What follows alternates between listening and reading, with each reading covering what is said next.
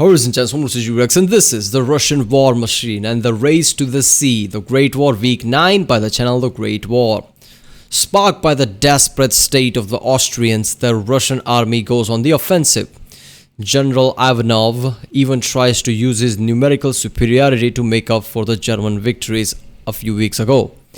Meanwhile, the armies of the Western Front try to outflank each other as they race north to the sea, and in the Northern Sea itself, submarine warfare really gets going, while in the air, we see airplanes used in large military operations for the first time in history.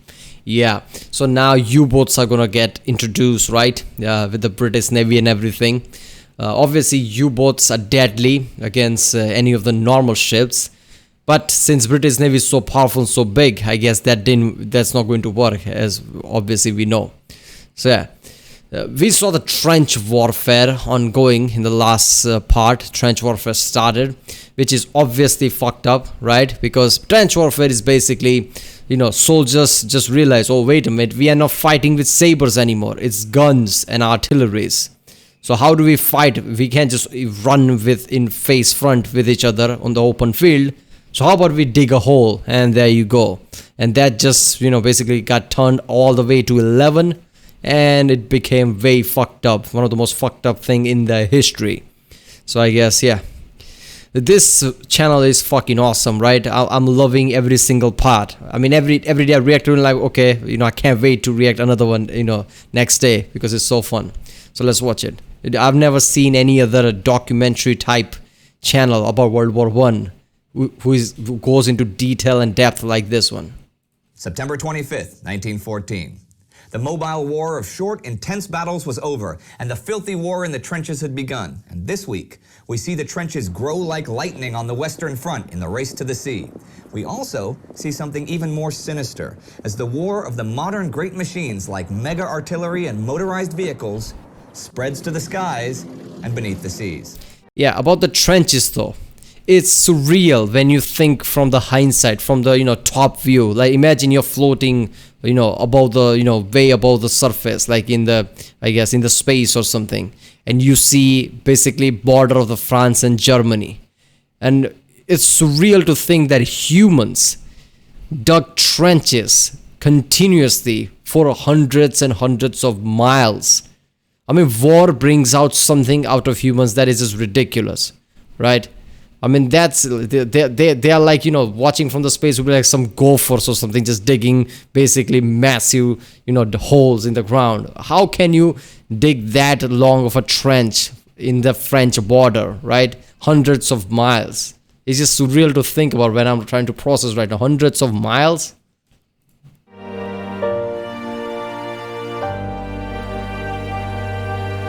I'm Indy Nidell. Welcome to the Great War. At the beginning of the week, the Battle of the Aisne was raging, and British, French, and German alike were digging in. In the east, the Austro-Hungarian army was retreating back within its own borders, pursued by the Russians. The Russians had suffered some great losses against the Germans, but they had also had a string of victories over the Austrians. By this time, the Austro-Hungarian army was recognized by both sides as the weakest of the conflict, and it was becoming fairly obvious that it would require constant German assistance just to survive. And the Russians were thus committed to serious and continuous efforts to finish it off so they could focus on Germany. General Nikolai Ivanov of the Imperial Russian Army put what pressure he could on the retreating Austrians to the south, and after beating them in the Battle of Galicia, planned to take the city fortress of Przemysl, then Krakow, and then on to Budapest. This put the fear into the Germans, and they sent 4 army corps from the Western Front to the east, just north of Krakow, which proved to be an immediate threat to the Russian flank. This was very much a tribute to the German railway system, and highlights again the German High Command's comments just before the war that by 1917, the Russian railway system would be a match for the German one, and Germany would not then be able to win a war with Russia, so war must happen in 1914. Ivanov diverted 30 entire divisions to tackle this threat, and they began to march north, leaving only 30 divisions in Galicia to deal with the Austrians. Nobody thinks like this, but this is so true, right? Your ability to mobilize quickly and transport your troop quickly literally is a matter of winning or losing. So if Russia develops a great railway system just like Germany, Germans can't beat Russia. I mean, nobody thinks about war like that, but this is so true. This, background stats, logistic, this matters. I mean, I never would have thought of that a year ago, but past year, when I started this channel and reacted to all these history videos, I realized like, whoa, this is one of the key points. But there were a further 25 divisions up in East Prussia, so it began to look like Ivanov had a real war machine to take on the Germans. Of course, the Russians were also eager to get back at the Germans for the disastrous losses at Tannenberg and Masurian Lakes a few weeks ago. So on the Eastern Front, you now had a lot of people in motion covering huge expanses of territory. It was completely the opposite in the West. At the Ain River, it was a stalemate, with the two sides dug into trenches separated by only a few hundred meters, neither side able to gain the upper hand or willing to retreat. The British and French were suffering an average of 2,000 casualties each and every day of the ongoing battle, which would last for several more weeks, and the Germans were taking heavy losses as well. Everyone now realized that frontal attacks were suicide, so the armies began to try one of the oldest maneuvers in the history of warfare. They began to try to attack each other from the side, the flank, where an opponent's defenses are much weaker, and he would basically be in a straight line. Now, there were 300 kilometers of open ground between the Ain and the English Channel, open ground that was as yet unravaged by either army. And the new German Chief of Staff Falkenhayn, who very much believed in a hard offensive war, thought he saw an opportunity to envelop the Allied forces in a way that his predecessor, Moltke, was not able to in August. As a bonus, even if he couldn't surround his opponent, if he could take the Channel ports as far as Calais in the west, he would have an excellent strategic advantage. So he began to move. The French and the British armies redeployed to meet this new threat, and they actually did an incredible job of it.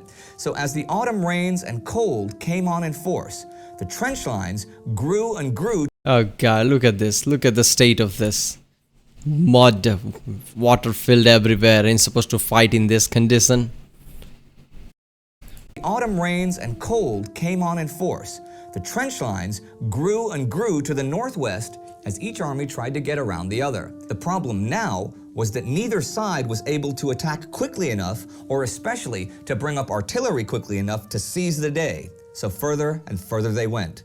This is known as the race to the sea. The French in the west, much like the Germans in the east, had a major advantage in railways. See, in the war with Prussia in 1870, the weaknesses of the French railway system had been a major factor in her quick defeat, but France had learned her lesson, and over the next 40 years had built one of the densest and most highly developed networks in the entire world.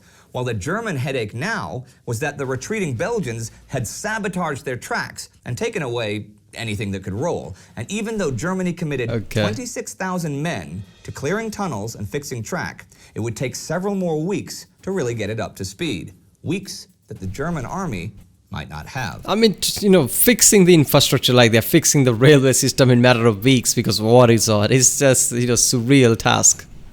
The beginning of the Industrial War, the beginning of trench warfare, the beginning of the war on other continents. There were still a lot of new beginnings at this point in the war, including a big one, the beginning of the war in the air. September 22nd marked the first British air raid on Germany. They attacked the Zeppelin sheds at Düsseldorf and Cologne and took them. Yeah. That image basically about women all in the factories, right? Around this time, when obviously most men were fighting wars, all the women went to the factories instead of, their husbands to, make sure the economy constantly goes on.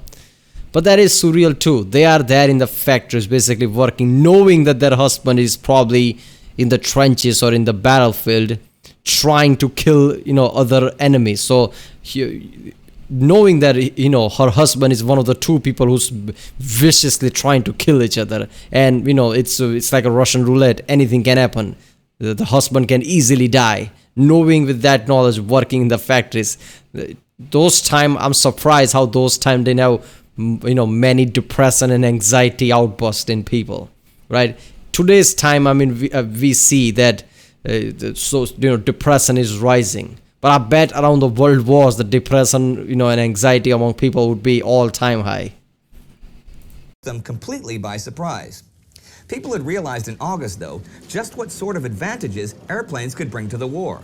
Often, it was learning by experience, such as when German troops in Nancy watched a plane circle over them for quite a while before dropping what turned out to be a bright light. The men stood around the obviously harmless bomb and wondered what its purpose was until the French suddenly started shelling them now that they knew where they were. Aviation was still in its dangerous infancy. What? This is one of the earliest usage of plane in warfare. So a plane came to drop the light and everybody said, what is that? And just gather around. Why the light? Oh, it's the first attempt of a flare. So the artillery knows where to attack. Holy shit, and then they sell the hell out of them. Damn, the creativity. In 1912, the accidental death rate for pilots was 1 in 50. But the war would change all of that. Now here's some numbers for you. The British went to war with 113 airplanes. The Austrians had 48, and the Belgians 12. The French were actually the European aviation leaders before the war, and were alone among the warring nations in having used planes in military service, which they had in Morocco in 1913. By October 1914, France had ordered 2,300 aircraft and 3,400 engines. They were also the first nation to organize their planes by types: fighters. I bet that's because Britain had a badass navy, right? I think they basically agreed that we should have air superiority when it comes to basically warfare, because Britain already has navy superiority. So every time we go to war against Britain, we always get hampered by the seas. We can't do nothing on the sea because British always kicks our asses. But if we somehow advances the air force area, right, militarized plane, maybe we can take on the navy itself with the air superiority. I don't know. Maybe that's what they meant. That's why they use a plane more than anyone. Because let's be honest, before World War I, and Britain and France has been at war for many, many times. Bombers, and reconnaissance planes. All of the other armies followed suit, and soon the romantic war of the flying aces would begin. Another big first happened on September 22nd, when the German sub U-9 sank 3 British cruisers in one day off the Dutch coast. Now, these 3 cruisers were sort of obsolete, and the British government was worried that they might be attacked by modern German cruisers, but no one worried about the threat from a U-boat. That U-boat sank all 3 ships with only 6 torpedoes in under 90 minutes. Since no one had any concept of submarine warfare, when the first cruiser was hit, the other ones stopped to pick up survivors instead of getting the hell out of Dodge. And when the second one was hit, the third one did the same. 1,459 men died. Whoa. It was the worst British naval disaster of the entire war. Yeah, I mean, goddamn. I mean, imagine being at that, at that ship, thinking, oh, let's look at the horizon. There's another enemy ship is coming. Oh no, there is no ship. Let's just chill. I guess, drink beer or something. Oh no, one of our ships just got hit. From where? The confusion, the surprise. Like, holy shit, there are U-boats, submarines. There is such thing as submarines, apparently. I mean, Germans were, really, powerhouse, economical powerhouse of the world. And because of that, they were, advanced in lots of areas. Like, literally putting first ever submarine, battle submarine ever. And surprising the British Navy like that. I mean, that's why Germany was a real powerful threat during the World War I. The British Admiralty after that decided to mine the North Sea, quote, on a Napoleonic scale, unquote. This event was an instant lesson in how important submarine warfare was to become, and it shook the reputation of the supposedly invincible Royal Navy. So at the end of the week, the bloody fighting... British can't have that. British cannot have the image shaken like the British Navy might not be untouchable. Because Britain is an island, right? That Navy is all they have for the last defense. If people get idea like British Navy might not be too strong, invasion of Britain could be a real threat. Continuous shelling in the trenches at the Ain, which heralded the new era of endless, continuous battles, had yet to stop. Both sides were also moving further and further toward the sea, trying to find new ground somewhere, anywhere, between Switzerland and the sea where they might finally gain a decisive advantage. The Russians were massing in Poland to try to attack both the mobile Germans and the Austrians in their fortress. But what would be the biggest news of the week in the long run was that the war of the great machines was taken to new levels with the war in the sky and the war under the seas. Two types of warfare that were completely new in the entire history of mankind. They would change the war was fought forever, and over the next century would claim untold millions of lives of soldier and civilian alike. If you'd like to find out more about the transition from mobile warfare to the filthy trenches of the Western Front, check out our episode from last week right here. And please Welcome to the beginning of trench warfare. I didn't react to that. I think I should react to that, right? It's not part of the regular series, but it's like, you know, fine detour. I guess he's gonna do that a lot, right? This is the main series, week 9, then week 10 and everything episodes. And there will be a, good information detours. I think I should react to that next, trench warfare.